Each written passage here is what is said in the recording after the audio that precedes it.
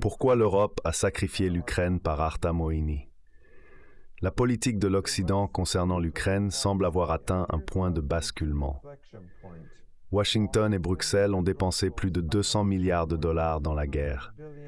Ce montant, une fois ajusté à l'inflation, dépasse largement le coût total du plan Marshall, qui a reconstruit l'Europe après la Seconde Guerre mondiale. Suite à l'échec de la très attendue contre-offensive ukrainienne de l'année dernière, les dirigeants des deux côtés de l'Atlantique ont trouvé de plus en plus difficile d'allouer de nouveaux fonds à l'effort de guerre. Le mois dernier, l'Union européenne a finalement approuvé un paquet de financement de 50 milliards d'euros pour l'Ukraine. Mais cette approbation est arrivée après des mois de résistance de la part de la Hongrie.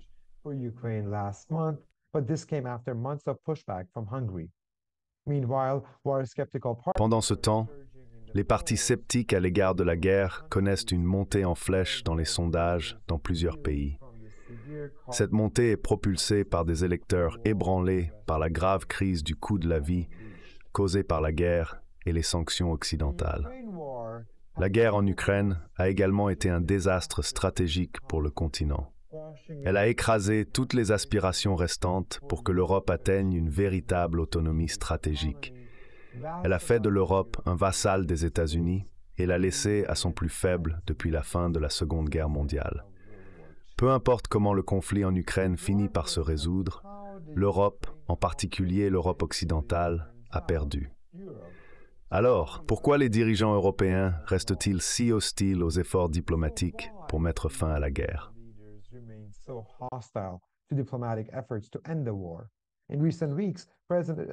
Ces dernières semaines, le président français Macron a suggéré que des troupes européennes ou de l'OTAN pourraient être déployées en Ukraine. Il a ensuite modéré ses propos après avoir fait face à des critiques, insistant sur le fait que la guerre est existentielle pour l'Europe et que rien ne devrait être exclu de la table. Cependant, de telles affirmations ne sont pas basées sur la réalité. La sécurité européenne n'est pas en jeu. La Russie est incapable de conquérir et de tenir même la moitié de l'Ukraine, encore moins de s'étendre au-delà. Le mythe commun en Occident selon lequel Poutine vise à restaurer l'Empire soviétique n'est que cela, un mythe hyperbolique détaché de la réalité. Malgré cela, l'engagement de l'élite de l'UQOM envers l'Ukraine, quel qu'en soit le coût, est trop délibéré et systématique pour être rejeté comme de la folie ou une pure incompétence.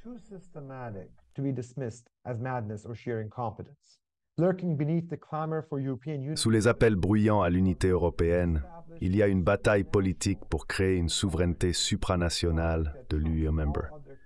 Cet objectif est plus important que tout le reste, y compris l'indépendance stratégique de l'Europe. La préoccupation de Macron qu'une victoire russe en Ukraine, qui ne fait pas partie de l'UE, détruirait la crédibilité de l'Europe, est compréhensible. Cela est dû au fait que lui et d'autres dirigeants travaillent sur un grand projet pour construire un État de haut en bas. Dans ce projet, la situation en Ukraine joue un rôle clé. L'Ukraine est devenue cruciale pour le plan de transformation de l'Union européenne, d'une organisation régionale de nombreux pays en un super-État souverain, similaire aux États-Unis d'Amérique.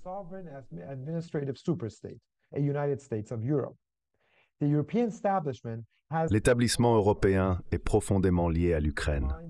De nombreux technocrates européens croient que l'Europe inclut l'Europe de l'Est, mais pas la Russie.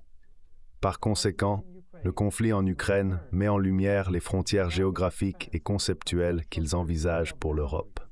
Plus important encore, la situation en Ukraine est cruciale pour les ambitions de l'Union européenne de devenir plus étatique et d'acquérir une légitimité politique.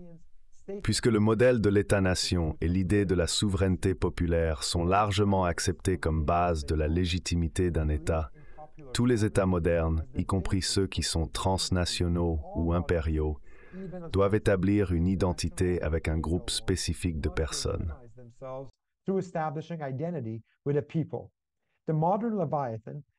Le Léviathan moderne est comme un parasite qui se nourrit du mythe du peuple. Il ne peut pas exister sans un hôte dont il vit et qu'il finit par prendre le contrôle. Dans le monde d'aujourd'hui, où la souveraineté et la légitimité politique sont basées sur l'identité, c'est l'unité du peuple gouverné, plutôt que les qualités spécifiques de ceux au pouvoir, qui justifient l'autorité. L'influence invasive et toujours croissante des États modernes se cache derrière l'idée de « nous le peuple ». Ce concept est une unité construite ou projetée que la classe dirigeante loue régulièrement pour justifier leur empiètement. Par conséquent, les États modernes ne sont pas seulement impersonnels et sans visage, mais aussi construits sur un réseau de mythes et d'histoires concernant le peuple.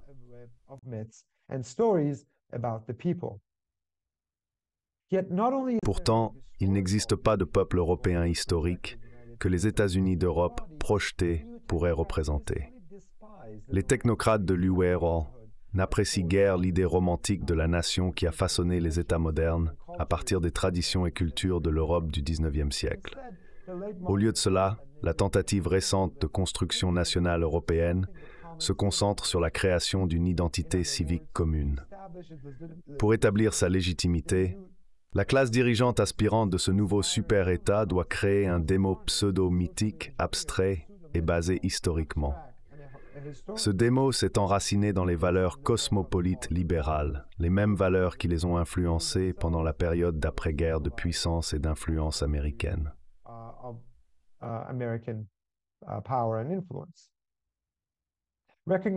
Reconnaissant le pouvoir émotif de la lutte de l'Ukraine contre la dominance russe, les élites européennes ont approprié cette lutte pour prêcher les préceptes idéologiques qui, pour elles, signifient l'européanité et, en effet, la civilisation elle-même. Du jour au lendemain, l'Ukraine en est venue à représenter des valeurs européennes éclairées, telles que la liberté, la démocratie, la tolérance et la bonne gouvernance.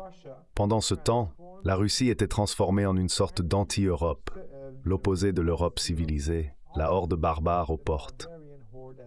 Comme l'a écrit le sociologue et contributeur compact Frank Furedi, l'Ukraine est désormais une source d'autorité morale et un moyen de rédemption collective par lequel la foi en l'Occident est validée par les héros en Ukraine.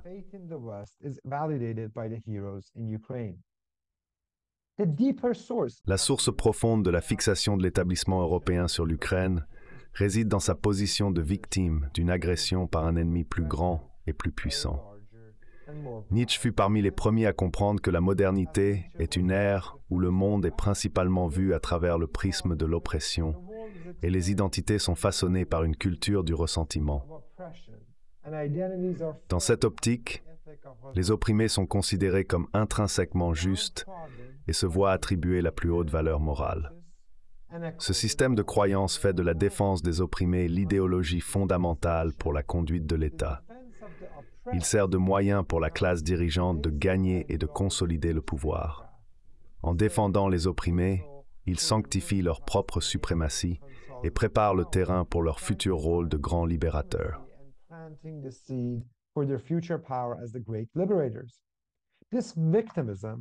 Cette mentalité de victime est devenue le principe organisateur central derrière une grande partie de l'agenda sociopolitique de l'Union européenne. La promotion du multiculturalisme, de la diversité et des droits LGBTQ, ainsi que les politiques sur le discours de haine, l'immigration et l'éducation, se concentrent toutes sur l'identification de boucs émissaires et sur l'élévation des minorités socialement vulnérables et défavorisées. Sauver ces victimes vertueuses génère une monnaie morale et sert de moyen pour légitimer Bruxelles, assurant son empowerment institutionnel et bureaucratique continu. La souffrance en Ukraine offre une nouvelle opportunité d'étendre le récit de victimes qui influence déjà la prise de décision de l'UE.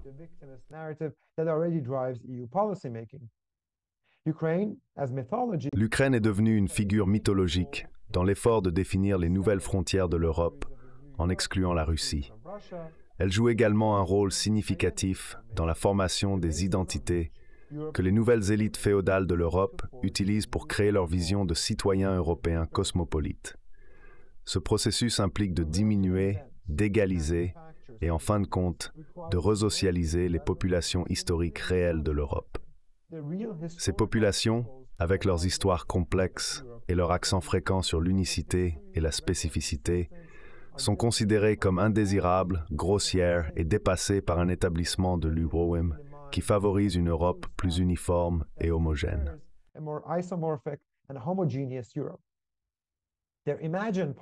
Leur politique imaginée est un État-nation abstrait, transnational et juridique. Ces citoyens sont principalement liés par des valeurs universelles, émus par la justice sociale mondiale et la quête utopique d'éliminer toutes les formes d'oppression.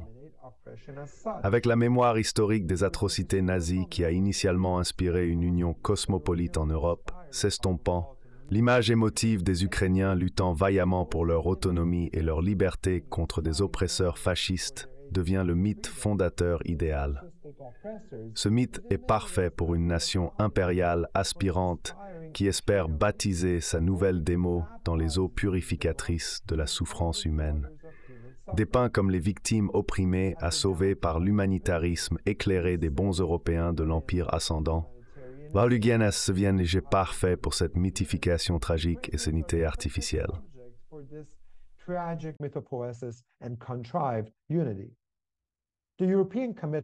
L'engagement européen envers l'Ukraine est une erreur stratégique colossale que les élites européennes défendent par conviction que la tragédie en cours là-bas peut être exploitée pour faire avancer leurs aspirations politiques de longue date, pour un État fédéral européen et pour construire une politique européenne de manière descendante.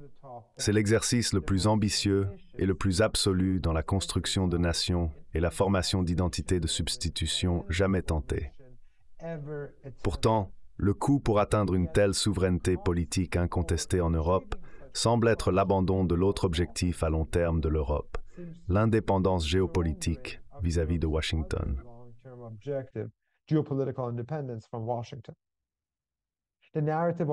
Le récit de l'unité occidentale sur l'Ukraine a toujours été un mirage, un noble mensonge conçu pour dissimuler la nature impériale du système d'alliance des États-Unis, ses déséquilibres qui sont défavorables à l'Europe et ses exigences sur les économies européennes.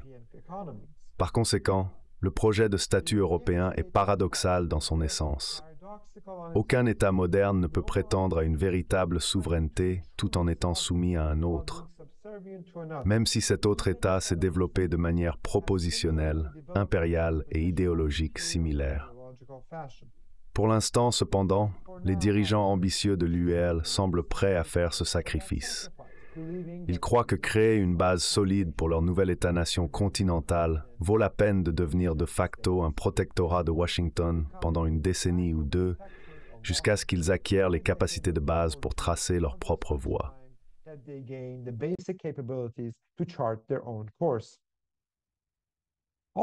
En fin de compte, les élites dirigeantes de l'Union européenne visent à centraliser le pouvoir à Bruxelles et à réduire l'influence des États membres.